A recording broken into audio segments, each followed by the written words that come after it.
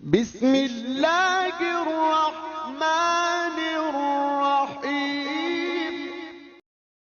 الحمدللہ وحدہ والصلاة والسلام علی من لا نبی بعد اما بعد فاعوذ باللہ من الشیطان الرجیم بسم اللہ الرحمن الرحیم قال اللہ تبارک و تعالی فی کلام المجید والفرقان الحمید جاء الحق وزهق الباطل ان الباطل کان زہوقا وقال تبارک و تعالی فی مقام آخر انا فتحنا لک فتحا مبینا صدق اللہ العلی العظیم۔ حضرات محترم، آج 10 رمضان المبارک ہے۔ الحمدللہ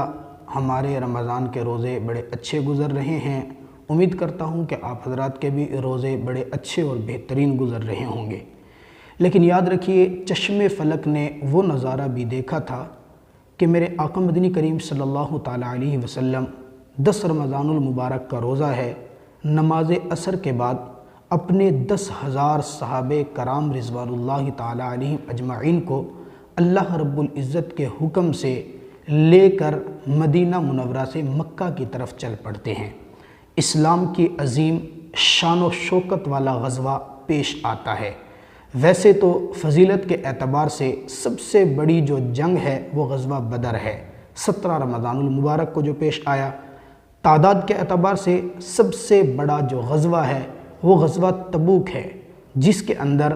20,000 صحابہ کرام رضوان اللہ تعالیٰ علیہم اجمعین نے شرکت فرمائی، اور مقابلے کے اندر جو کافر تھے وہ غالباً 2 لاکھ سے بھی زائد تھے۔ بہرحال سب سے بڑی شان کے اعتبار سے، عظمت کے اعتبار سے، فخر کے اعتبار سے، رونق کے اعتبار سے جو بڑی جنگ ہے وہ غزوہ فتح مکہ مکرمہ ہے۔ اس سے پہلے کہ میں آپ حضرات کے سامنے فتح مکہ کے حوالے سے گفتگو کروں، میری گزارش ہوگی کہ آپ نے ابھی تک اگر ہمارا چینل سبسکرائب نہیں کیا تو آپ ہمارے چینل کو ضرور سبسکرائب کریں، ہماری ویڈیو کو لائک کریں، صدقہ جاریہ سمجھتے ہوئے ان ویڈیوز کو آگے شیئر کریں، اور ساتھ کے ساتھ ہی بیل آئیکن کو پریس کریں تاکہ اسلامی تاریخ پر اور صحابہ کرام رضوان اللہ تعالیٰ علیہم اجمعین کے جنگی مارکوں پر مشتمل اور دیگر فقہی مسائل پر مشتمل ہماری ویڈیوز آپ تک پہنچتی رہیں۔ خیر، بہرحال ہم ذکر کر رہے تھے غزوہ فتح مکہ مکرمہ 10 رمضان المبارک کو۔ یہ غزوہ آپ علیہ السلام 10,000 صحابہ کرام رضوان اللہ تعالیٰ علیہم اجمعین کو لے کر نکل پڑتے ہیں اللہ رب العزت کے حکم سے۔ صلح حدیبیہ کے موقع پر جو شرائط طے ہوئی تھی آپ علیہ السلام کی کفار مکہ کے ساتھ، مشرکین مکہ کے ساتھ اور رؤساء مکہ کے ساتھ، جب ان کی طرف سے بدعہدی شروع ہوتی ہے اور وہ خلاف ورزی شروع کرتے ہیں تو میرے اللہ اپنے پیارے حبیب تاجدار ختم نبوت محمد عربی صلی اللہ علیہ وسلم کو حکم دیتے ہیں، آپ جائیے اور ان بدعہدی کرنے والوں کو، خلاف ورزی کرنے والوں کو مزہ چکھائیے۔ میرے دوستو، روزے کا عالم ہے، 10,000 صحابہ کرام رضوان اللہ تعالیٰ علیہم اجمعین کو لے کر میرے آقا مدینہ منورہ سے نکل پڑتے ہیں۔ یاد کیجئے گا، یہ وہ عالم ہے جب مکہ سے نکلے ہوئے میرے آقا کو 8 سال گزر چکے ہوتے ہیں۔ ایک وہ وقت تھا 8 سال پہلے جب میرے آقا کو مکہ المکرمہ سے نکالا جا رہا تھا۔ میرے آقا مکہ کی سوچ کو چھوڑنا نہیں چاہتے تھے۔ مکہ سے باہر نکلتے ہیں، کعبۃ اللہ کو دیکھتے ہیں اور آنکھوں میں آنسو آ جاتے ہیں۔ میرے آقا کعبہ کو مخاطب کر کے کہتے ہیں، اے کعبہ،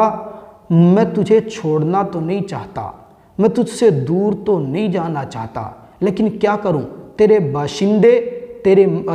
باشندے مجھے یہاں پر رہنے نہیں دیتے۔ بعض روایت میں یہ الفاظ کعبہ کو مخاطب کر کے کہے، اور بعض روایت میں مکہ کی دھرتی سے باہر نکل کر مکہ کو مخاطب کر کے یہ الفاظ میرے آقا نے فرمائے ہیں۔ اندازہ کیجئے کتنا دکھ، کتنی تکلیف، کتنی پریشانی ہوگی اپنے آبائی گاؤں مکہ المکرمہ، اللہ کے گھر والے شہر کو چھوڑنے پر۔ آج 8 سال کے بعد میرے آقا کے دل میں یہ تمنا تھی میں دوبارہ رب کے گھر کو دیکھوں اور جا کر کعبۃ اللہ کی زیارت کر کے طواف کروں، میں جا کر عمرہ ادا کروں۔ صحابہ کرام رضوان اللہ تعالیٰ علیہم اجمعین کے دلوں میں بھی یہی تمنا تھی۔ میرے آقا اپنے صحابہ کو لے کر جس وقت فتح مکہ کے لیے نکلتے ہیں، ابھی راستے میں مقام قدید پر پہنچتے ہیں۔ ادھر مکہ سے حضرت عباس رضی اللہ تعالیٰ عنہ میرے آقا کے سگے چچا ہیں، مکہ سے ہجرت کر کے مدینہ کی طرف جا رہے ہیں۔ مقام قدید کے اوپر ملاقات ہوتی ہے، حضرت عباس رضی اللہ تعالیٰ عنہ آقا سے ملتے ہیں۔ یہ حضرت عباس وہ ہیں جنہوں نے مکہ کے اندر اسلام قبول کر لیا تھا، ہجرت کرنا چاہتے تھے لیکن میرے آقا نے ان کو ہجرت کرنے کی اجازت نہیں دی تھی، بلکہ یوں فرمایا تھا، اے میرے چچا جب آپ ہجرت کریں گے تو آپ کی ہجرت آخری ہجرت ہوگی، جیسے مجھ پر نبوت کا دروازہ بند ہے، میں آخری نبی ہوں، اسی طرح آپ آخری ہجرت کرنے والے ہوں گے۔ قصہ مختصر یہ کہ مقام قدید پر ملاقات ہوتی ہے، جناب عباس رضی اللہ تعالیٰ عنہ میرے آقا کے ساتھ فتح مکہ کے لیے جنگ کے لیے چل پڑتے ہیں اور گھر والوں کو مدینہ کسی کے ساتھ بھیج دیا جاتا ہے۔ ابھی مقام قدید پر موجود ہیں، شام کا وقت ہے، دو صاحب میرے آقا کے پاس آتے ہیں۔ یاد رکھیے میرے آقا جب مکہ سے جب کبھی جنگ کرنے کے لیے جاتے تھے اپنی ازواج مطہرات کے اندر باقاعدہ سے کھراندازی کیا کرتے تھے، جس کا نام نکلتا ان کو اپنے ساتھ میرے آقا جنگ کے اندر لے جایا کرتے تھے۔ اس جنگ کے موقع پر کھراندازی کے اندر جو نام نکلا وہ حضرت ام سلمہ اور حضرت میمونہ رضی اللہ تعالی عنہما کا نکلا تھا۔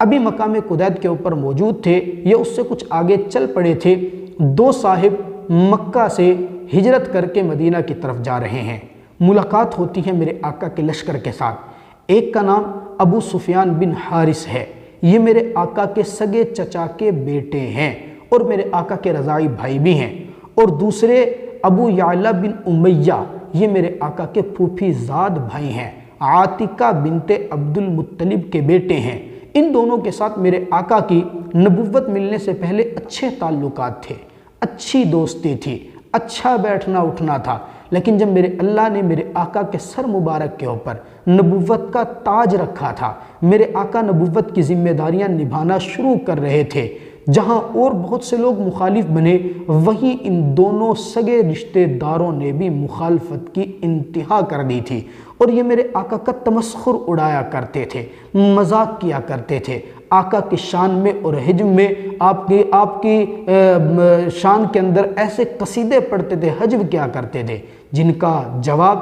آپ علیہ السلام کے شاعر حضرت حسان بن ثابت رضی اللہ تعالی عنہ دیا کرتے تھے۔ یہ دونوں صاحب آتے ہیں اور آ کر کہتے ہیں کہ ہمیں معاف کر دیجئے، ہمیں معاف کر دیجئے، معافی مانگنے کے لیے آئے۔ میرے دوستو، آقا مدنی کریم صلی اللہ تعالی علیہ وسلم کے ان کے اوپر غصہ بہت تھا۔ میرے آقا نے ایک طرف تو ان سے منہ موڑ لیا اور کہا کہ میں معافی نہیں دیتا۔ یہ دونوں احباب جناب ام سلمہ رضی اللہ تعالی عنہ کے پاس تشریف لے جاتے ہیں اور ان سے درخواست کرتے ہیں، اے امی جان، آپ تو ازواج مطہرات میں سے ہیں، آپ تو میرے آقا کا حرم ہیں، آپ ہماری سفارش کیجئے، یقیناً محمد عربی صلی اللہ علیہ وسلم آپ کی سفارش کو رد نہیں کریں گے۔ دوستو، روایات میں لکھا ہے حضرت ام سلمہ رضی اللہ تعالی عنہ سفارش لے کے آتی ہیں۔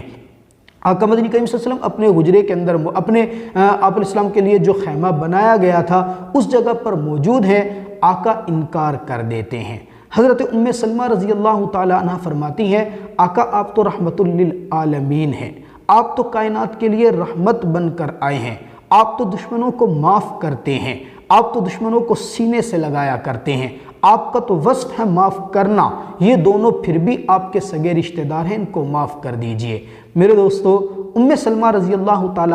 عنہ کا یہ گفتگو کرنا تھا کہ میرے آقا مسکرا کے فرماتے ہیں، اچھا جاؤ ان کو لے کر آؤ، میں محمد اپنی رحمت للعالمین کے صدقے ان کو معاف کرتا ہوں۔ روایات میں لکھا ہے یہ دونوں احباب جب آنے لگے، حضرت ام سلمہ رضی اللہ تعالی عنہ نے ان سے کہا، جب جناب محمد عربی صلی اللہ علیہ وسلم کے سامنے پہنچو گے تو جا کر یہ آیت مبارکہ تلاوت کر رہا، تاللہ لقد آثرک اللہ علینا وان کنا لخاطئین، اے ہمارے بھائی فتح مکہ کا موقع ہے، آپ میدان جنگ کے لیے نکل پڑے ہیں، میرے رب نے آپ کو ہم پر طاقت دی ہے، یقیناً ہم خطاؤں پر تھے۔ یہ جیسے ہی یہ آیت مبارکہ پڑھتے ہوئے میرے آقا کے سامنے آتے ہیں، قربان آقا مدنی کریم صلی اللہ تعالی علیہ وسلم کے وصف رحمت کے اوپر میرے آقا نے اپنی سابقہ جتنی تکلیفیں میرے آقا کو انہوں نے پہنچائی تھی سب کو معاف کر کے فرمایا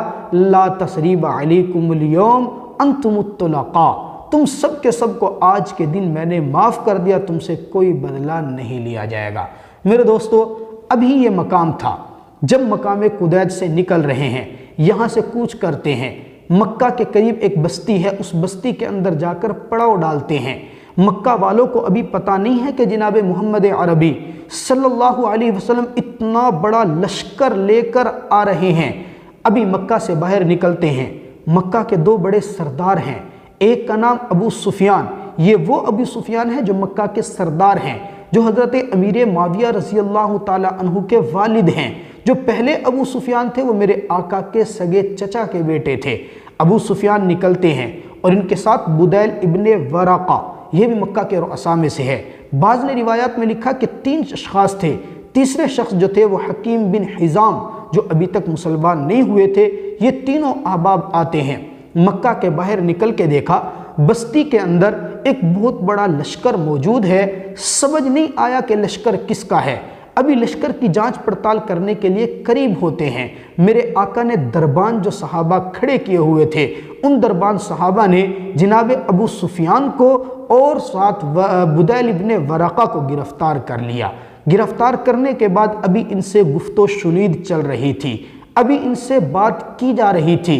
رات کا اندھیرا تھا، ساتھ سواری کے اوپر جناب عباس رضی اللہ تعالیٰ عنہ گزرتے ہیں۔ حضرت عباس رضی اللہ تعالیٰ عنہ جناب ابو سفیان کی آواز پہچان لیتے ہیں، قریب آتے ہیں، ان پہرے داروں سے ان دربانوں سے جناب ابو سفیان کو اپنی امان میں لے لیتے ہیں اور لے کر میرے آقا کے خیمے کے پاس آ جاتے ہیں۔ رات کا وقت ہے، آقا ابھی خیمے کے اندر ہیں، ادھر لشکر کے اندر بات چل پڑتی ہے۔ وہ ابو سفیان جو آج تک مکہ کی سرداری کرنے والا تھا، وہ ابو سفیان جو مسلمانوں کے خلاف میدان جہاد میں نکلتا تھا، وہ ابو سفیان جس نے کبار صحابہ کرام رضوان اللہ تعالی علیہم اجمعین کو شہید کیا ہے، آج وہ مسلمانوں کے ہاتھ قید ہو چکا ہے۔ حضرت عباس رضی اللہ تعالی عنہ کے پاس ہیں، جناب عمر بن خطاب رضی اللہ تعالی عنہ نکلتے ہیں، ہاتھ کے اندر ننگی تلوار لیے ہوئے ہیں، حضرت عباس کے پاس پہنچتے ہیں۔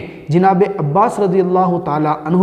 اس وقت حضرت ابو سفیان کو لے کر میرے آقا کے خیمے کے باہر کھڑے ہیں۔ جناب عمر بن خطاب آقا مدنی کریم صلی اللہ علیہ وسلم سے اجازت طلب کرتے ہیں، آقا یہ وہ ابو سفیان ہے جس نے آپ کو بڑی تکلیف دی، یہ وہ ابو سفیان ہے جس نے صحابہ کرام کو شہید کیا، یہ وہ ابو سفیان ہے جو کفر کا سردار ہے، آقا آپ مجھے اجازت دیجئے میں اس کا سر قلم کر دیتا ہوں۔ آج موقع مل رہا ہے رؤسائے مکہ اور سرداران مکہ کو قتل کرنے کا۔ میرے دوستو جناب محمد عربی صلی اللہ علیہ وسلم ابھی کوئی جواب نہیں دیتے۔ حضرت عمر دوبارہ پوچھتے ہیں، آقا بتائیے نا، مجھے اجازت تو دے دیجئے میں ان کا سر قلم کرتا ہوں۔ حضرت عباس دوبارہ بولتے ہیں، آقا ان کو میں نے اپنی امان دے دی ہے۔ آپ علیہ الصلوۃ والسلام حضرت عباس رضی اللہ تعالیٰ عنہ اپنے چچا کی بات سنتے ہیں اور فرماتے ہیں کہ ابھی رات کا وقت ہے، ان کو یہاں سے لے جاؤ، سفیان کو تم لے جاؤ اور ان کے ساتھ جو بدیل ابن ورقہ ہے ان کو میرے پاس چھوڑ دو،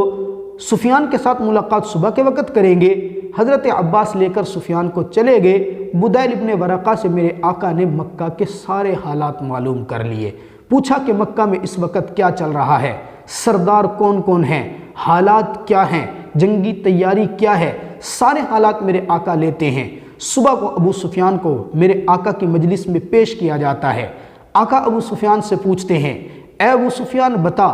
لات و عزیٰ سچے ہیں یا میرا رب سچا ہے؟ میرے دوستو اندازہ کیجئے، میرے آقا رؤسائے مکہ، سردار مکہ، قریش مکہ کے سردار ابو سفیان سے پوچھ رہے ہیں۔ ابو سفیان بابانگِ دہل اعلان کرتا ہے، آج کے دن مجھے یقین ہو گیا، آپ کی شان دیکھ کر، آپ کا رعب دیکھ کر، آپ کی رونق دیکھ کر، آپ کا دبدبہ دیکھ کر یقین ہوا چاہتا ہے کہ اسلام ہی سچا مذہب ہے۔ میرے دوستو اس موقع کے اوپر ابو سفیان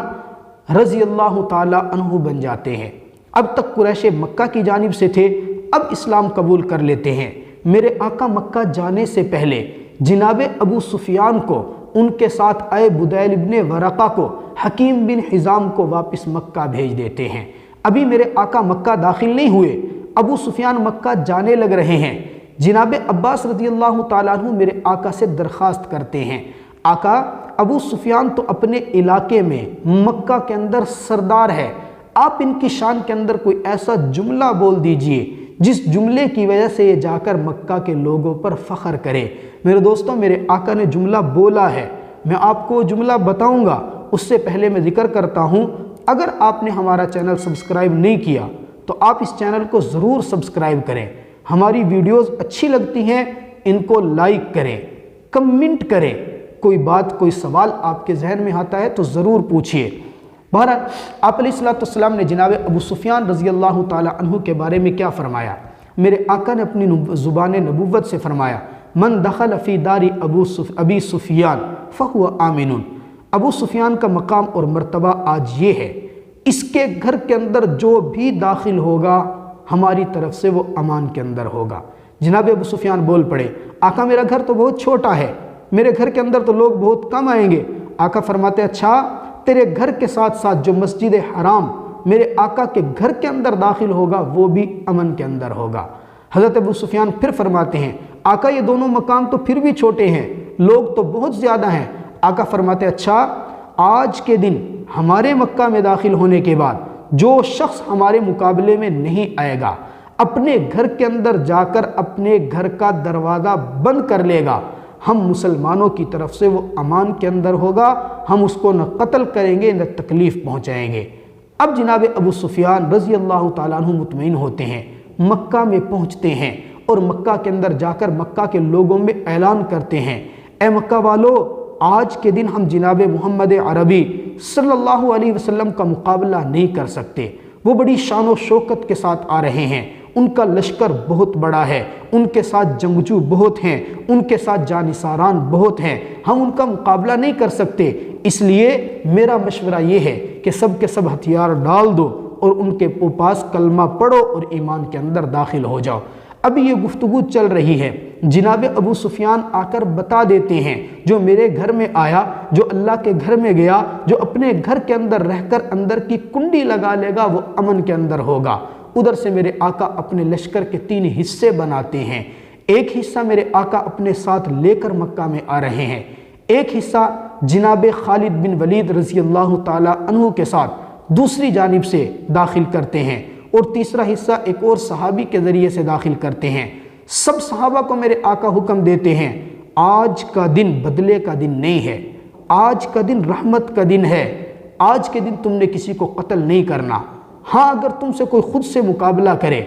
کوئی خود سے مقابلے کے لیے نکل آئے، تم اس سے دفاع کرتے ہوئے اس کو قتل کر دو تو ٹھیک، ابتدا تم نے نہیں کرنی۔ میرے دوستو، جناب خالد بن ولید رضی اللہ تعالیٰ عنہ جس جانب سے آئے، اس جانب سے کچھ لوگوں نے حضرت خالد بن ولید پر حملہ کیا، 2 صحابہ کرام کو شہید کیا، تو بدلے کے اندر جناب خالد بن ولید رضی اللہ تعالیٰ عنہ نے جرت کے ساتھ مقابلہ کیا اور 20 کافروں کو اس وقت قتل کیا۔ بہرحال میرے آقا کے حکم اور اجازت سے اقدامی جہاد نہیں کیا تھا، ابتدا نہیں کی تھی، بلکہ دفاعی پوزیشن اختیار کی تھی۔ تاریخ میں لکھا ہے، آپ کے اور میرے پیارے حبیب صلی اللہ علیہ وسلم جب مکہ میں داخل ہو رہے تھے، شاہانہ شان کے ساتھ داخل تو ہوئے ہیں، لیکن کفر کے سرداروں کی طرح کوئی ایسا جشن نہیں منایا، کوئی ایسا تکبر نہیں اپنایا، بلکہ میرے آقا کا عالم یہ تھا کہ عاجزی کے ساتھ اپنے سر کو جھکایا ہوا تھا، اتنا جھکایا ہوا تھا کہ میرے آقا کی داڑھی مبارک آپ کی سواری کے پالان پر لگ رہی تھی۔ آقا سیدھے اپنی سواری لے کر گئے شعب ابی طالب میں میرے آقا کے لیے بنایا گیا خیمہ لگایا گیا۔ یہ بھی ایک بڑی تاریخ ہے کہ کہاں میرے آقا نے اپنے لیے خیمے کو لگوانا پسند کیا، وہی جگہ جہاں میرے آقا کو 3 سال تک خاندان سمیت محصور کیا گیا،